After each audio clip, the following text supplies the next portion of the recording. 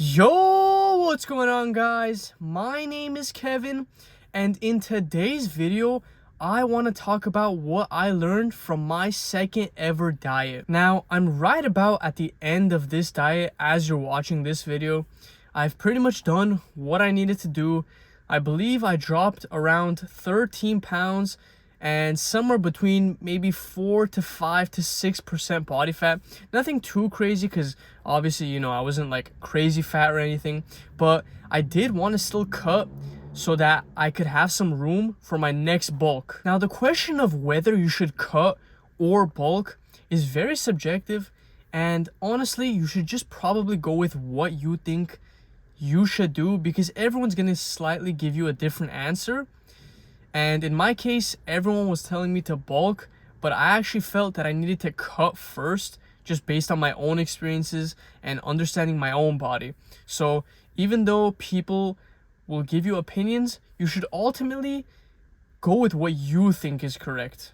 Now, I'm not saying you should just take what other people think and throw it in the trash, but they may not know the full story and they may not know the full truth of what you actually want to do and what goals that you actually have in the back of your head. Now, let's go with what I've actually learned from this diet. Now, the first thing I actually learned from this diet is that you don't have to track every little tiny macro and calorie that you eat.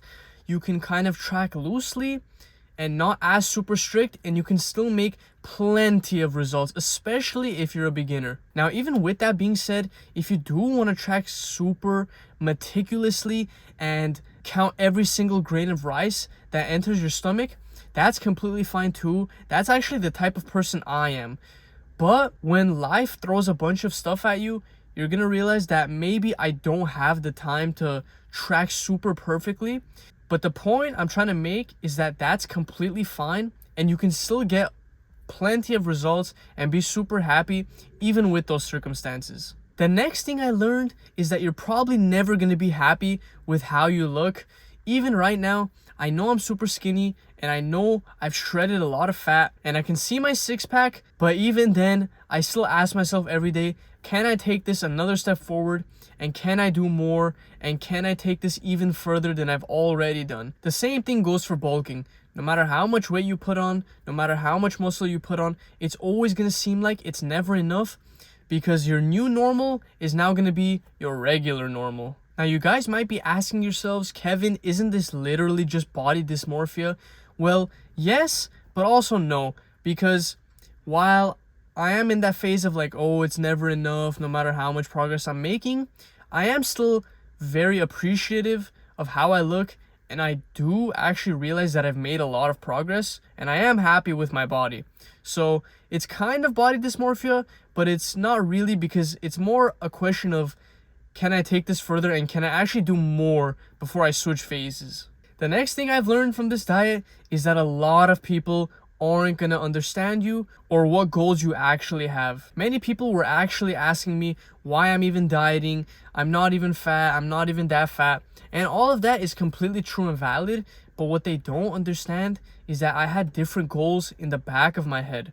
So even though what they are saying is true, I'm still going to do what I want at the end of the day because I have goals that are different from what their perspective of me actually is. Again, you should be considerate of other people's opinions, but ultimately and obviously, what you think is always going to come first. Another thing I learned this diet is that, well, my first diet was all home workouts because of Rona. So when I actually started this diet and started lifting at an actual gym while dieting, I thought like, oh my God, I'm going to lose all my strength and I'm not even going to be able to lift heavy and all this other stuff.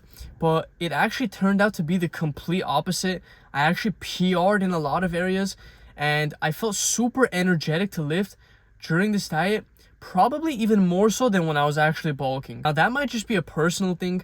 I'm sure not everyone can relate to that, but me personally, I just feel like a different animal when I'm dieting. I just have a lot more energy and I'm more excited to actually go lift in the gym. More broadly speaking though, I basically just feel less lazy and less lethargic. I mean, I'm pretty much at the point in this diet where I'm tracking even more loosely and I'm carrying a little bit less and less, and now I'm kind of starting to deplete in energy and stuff like that. Probably because I'm getting maybe closer to single-digit body fat. Not completely, but kind of.